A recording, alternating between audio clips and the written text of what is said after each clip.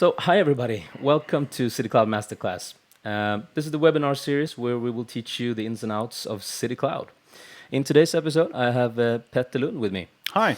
Petter is one of our cloud infrastructure specialists who will tutor this class. And today we're going to talk about load balancing. Yes, that's true. And make sure to ask any questions in the chat or in the questions sections. Petter will do his best to answer all the questions during this session. And if we don't have time, we'll still publish all the answers to the questions at citycloud.com after this webinar. Yeah. All right, Petter, just give us a quick thing about load balancing. What's it about? Well, load balancing is a way to distribute load between multiple servers. Let's say, for instance, that you have a website and that website gets very popular or unpopular, which could happen as well. But in the case it's very popular, there's a lot of requests and connections coming into that server. That server might not be able to handle all these requests and struggles with it, which increase the load on the CPU, and eventually the server will go down and causing your site to go down. And that's not a good thing. So what you do is you put a load balancer in front of it, and you set up a couple of servers configured exactly the same with exact same content to distribute load between these servers and the connections between these different servers, therefore not causing the servers to go down. But it can also create availability and redundancy because if one of these servers crashes anyway, the load balancer will know this and stop sending requests to that server, and the people that go to our site will still be able to see a fully functional site, and that gives you time to fix whatever went wrong and so on. Okay, fantastic. And you've got a demo set up for us to show exactly how this is done in City Cloud OpenStack then? Yeah, exactly. Perfect. So I'm going to get off the mic and let Petter show you how this is done in City Cloud. Thank you. Okay, as I said, we're gonna go over how to set up a load balancer in City Cloud. We're first of all gonna look at the server setup that I've created for this. It's a WordPress web page application that I have running. And we're later gonna look at the different options and possibilities that we can configure our load balancer with. But first of all, we're going to look at the server setup. So what I have done is that I've created a web server that the WordPress installation is installed on in Karlskrona, and I've created a database server because WordPress needs a database. So these two servers here, as you can see, but I've also created the exact same setup in Stockholm, the web server 2 and the database server 2. And to save myself a lot of work, I have set up a database replication between the database 1 server and the database 2 server using a master setup, and not ensuring that I don't have to go into the WordPress files and having to update twice. I've set up a rsync between the two web servers, syncing the files. So all my management is done just on one part in one node, and then it syncs over to the other one. So that is the setup for the servers that I've created. So going forward to the load balancer. So you go ahead and you click Network and Load Balancer and create load balancer. And we're gonna give it a quick name. And here I can choose to put this load balancer in one of the different 6 regions that we provide. But I don't want to put it in Karlskrona or Stockholm. And the reason why I don't want to put it there is that because if I put it in Karlskrona or Stockholm and that entire region goes down, so does my load balancer, and therefore nothing will work. But if I put it somewhere else, let's say for instance in London, and Karlskrona goes down, my load balancer will be up, and my server configuration, my servers in Stockholm will be up, and therefore be able to handle all the requests or connections coming to my website. So I put it in London. Next step is we are going to choose which protocol we want to forward to the server. And you can choose between HTTP, HTTPS, and TCP connections. This is a website, so we're gonna use HTTP for this test. But it all depends on what type of application you have running behind the load balancer. We're gonna do it over port 80. Next, we're going to choose which algorithm, and here we have round robin or least connections. So round robin works in the way that the first visitor to the site gets sent to the first server, the second one gets sent to the second server, and the third one gets sent to the first server, and so on and so forth. Least connections means that the load balancer will check which of the two server location has the least amount of connections, and send it to the one with the least ones. But in this case, we're going to use a round robin algorithm. We're going to use specify which network the load balancer is residing in London, the IP address it gets. Then we have the session persistence. And this is tied into the algorithm because session persistence, you have three options: source IP, HTTP cookie, or no session persistence at all. And as well, here is which one to choose depends a lot on what type of application you have behind your load balancer. And there's pros and cons for both of these different types. But in this case, we are going to use the HTTP cookie. And decision persistence means that one user or one visitor to your web application will always be served by the same server for as long as this session is active. Because if it would just cut every other request and send it to every other server, that would mean that the session gets broken, and in this case it could be a login session, and that would mean that the user would have to log in every time he sends a new request to the server. That would be, I think, in the long run a bit painful. But in this case, we're going to use the HTTP cookie because we're most likely going to use cookies. And last but not least, we're going to give it a public IP, a floating IP. And this will be the IP to where you will point your domain towards in the DNS. So we go ahead and click create.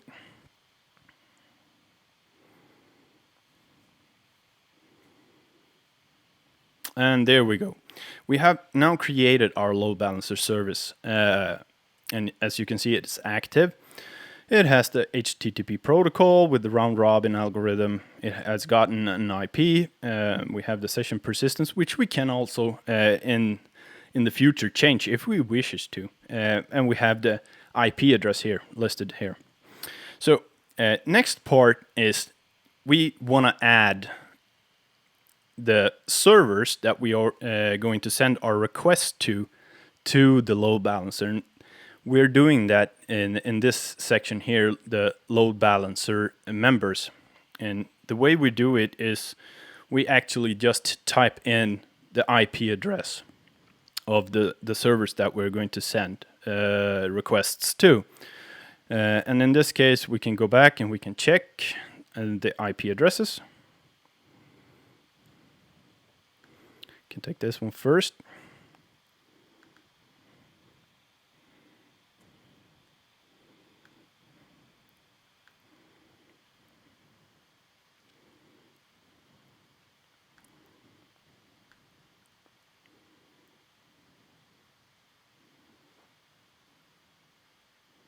We just paste it in here, hit enter, and as you can see, it will be added here, and we'll send requests over port 80.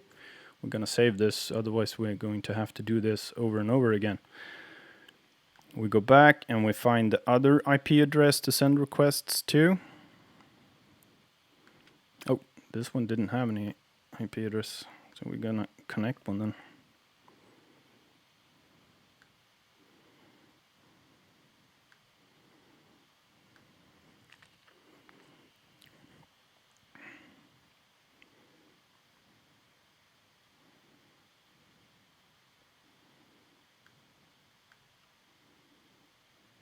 There we go. Copy that one. And go back to our test load balancer.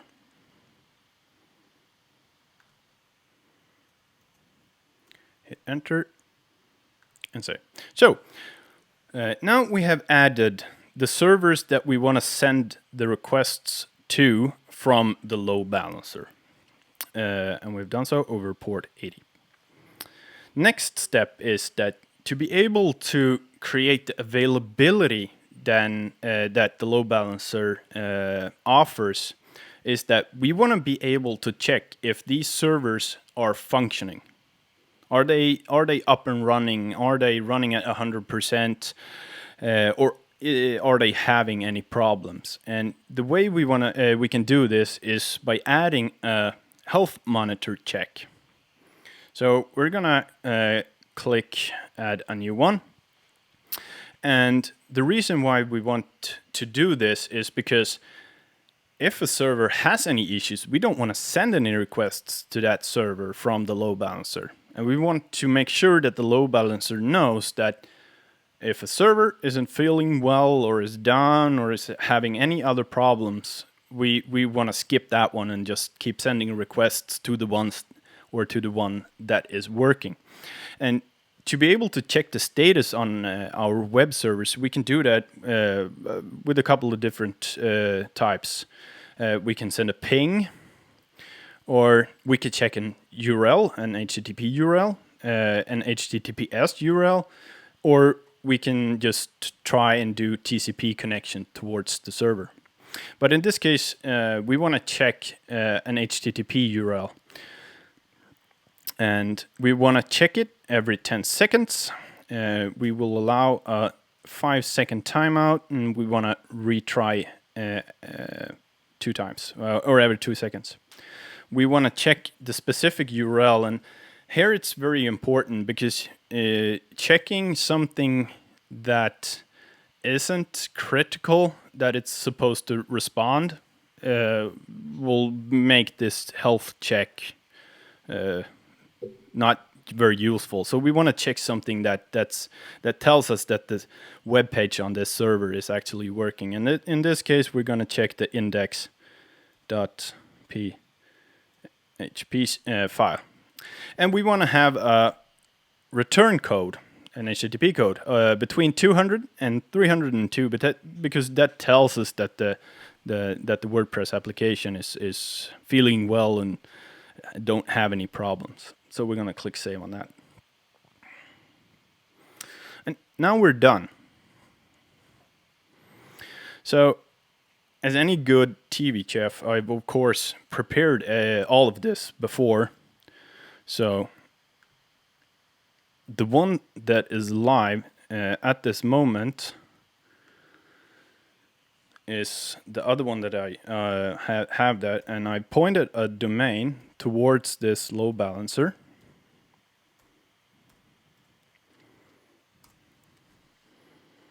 And as you can see, we have a functioning WordPress site, a Hello World WordPress site, going towards that load balancer. Going into the load balancer that we have active today, we can see that we have the IP addresses here, and they're feeling very well. We go and just have a quick look at the health monitor. As you can see here, we have the HTTP checks every 10 seconds, index.php, and we want to have a 200 up to 302 response from the server. So everything seems to work as it should be. We can click around here. Oh, we got sent somewhere else. Oh, we can go click that one, for instance, and it seems to be working. So, but now, of course, we want to test this. We want to see what happens if one of the servers goes down. One of the server isn't responding anymore and has an issue. So we can simulate that by just disconnecting the floating IP that we send requests to from the load balancer.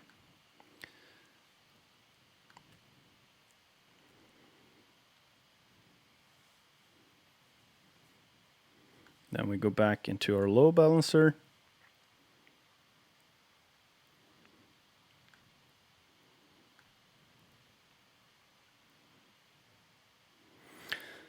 And the health checks run every 10 seconds. So even though it says that it's green one, it's feeling okay, we should probably, within a couple of seconds, see that something is going to happen here. Hopefully. Yeah, there we go. So, okay, so this server here, Karlskrona, as I think it was, went down. So that server isn't longer accessible. It had an issue. So, okay, what happened to our website?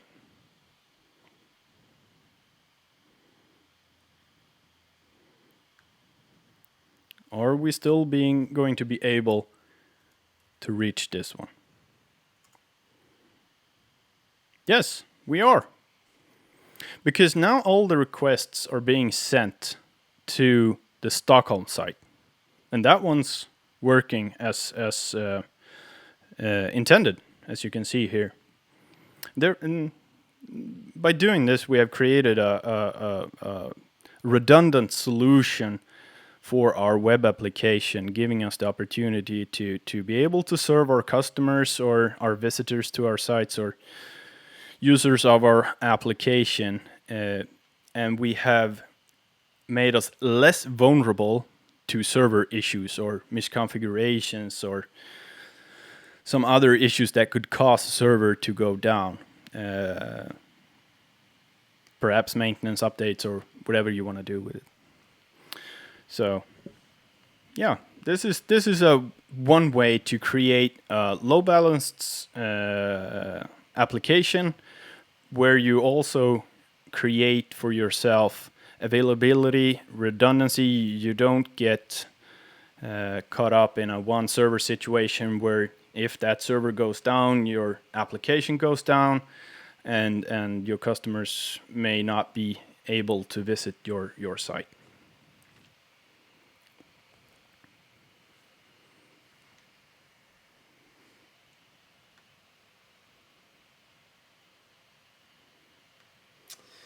All right. Thank you, Petter. Yeah, you're welcome. So, if you have any questions, just type them into the chat. I have a question, actually, meanwhile. Yep. What you were showing us now was actually the first version of the load balancer, right? Exactly. But there is a version 2 coming up. Yeah. What can you tell us about that? Well, the second version of the load balancer service is going to give us some more abilities to configure different settings. As for instance, you saw that you can only choose one out of the two HTTP or HTTPS type of protocol to forward to your servers. And as far as I know, most people want to be able to send both of them, regardless of what the server might be able to handle. And that is one of the features that's going to be available in version 2. Yeah, so whether you go to a server that has a certificate or not a certificate, it won't matter, because all the request will be forwarded anyway. But in this case, if you go to an HTTP address, it won't work if you have the HTTP protocol. Understood. So we have a question here from Julian. He's asking, where do you configure warnings, e.g. email, to let you know that one of the servers went down?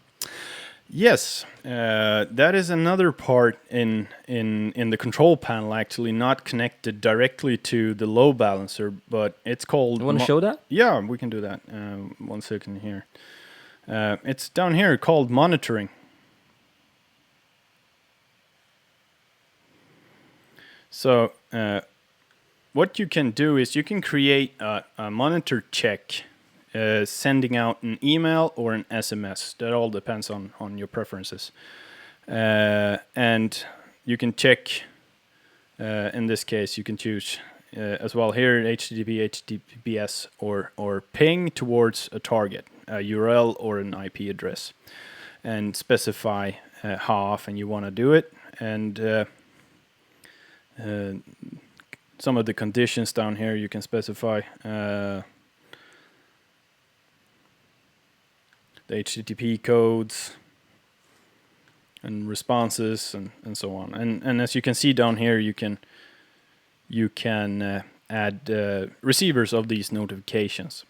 So in this case, we could actually do a HTTP check towards...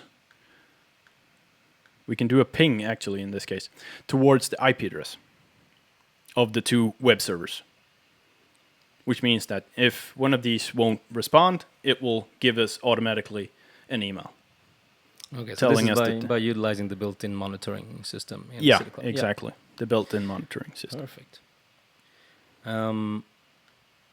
Another question.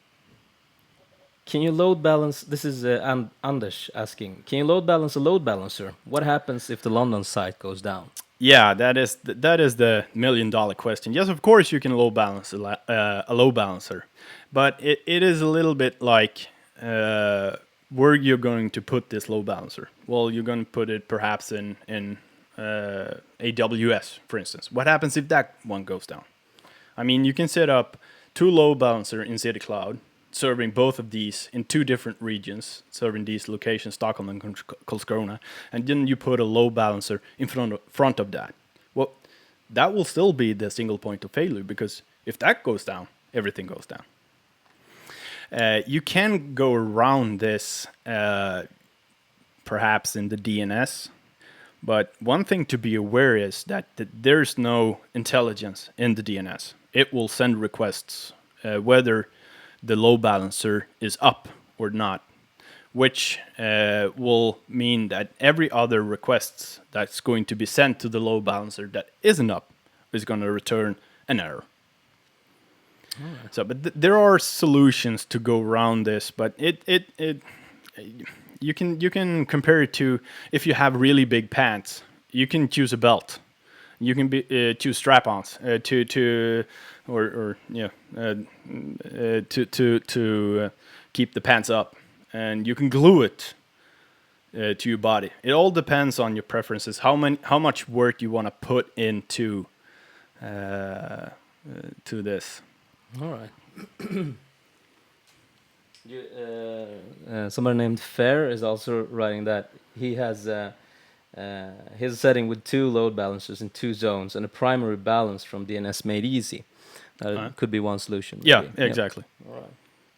So if there are no other questions, we're going to wait a couple of seconds, because we are actually lagging behind doing this broadcast. But if there were no other questions, then we are done for today.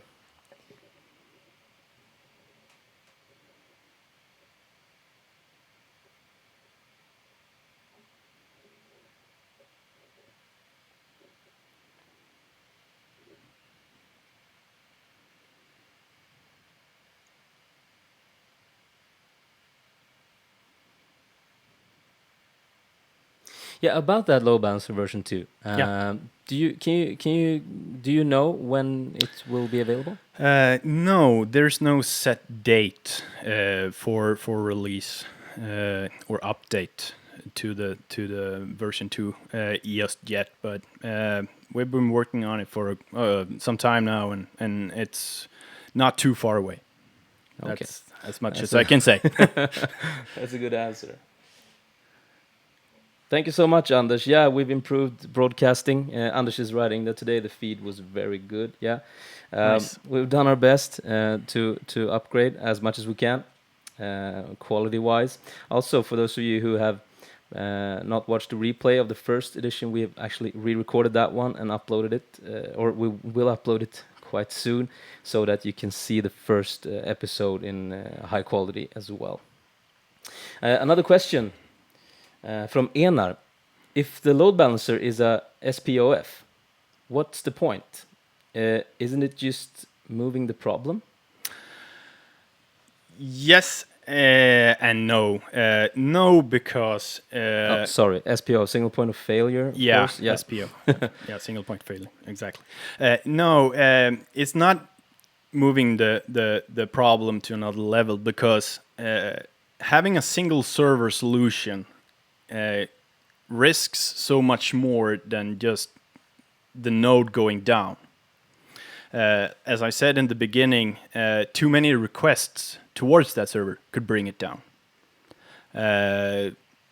Misconfigurations of the server could bring it down. Updates, maintenance. There's so many different reasons why the server could go down, besides the fact that the entire node goes down that the server resides in.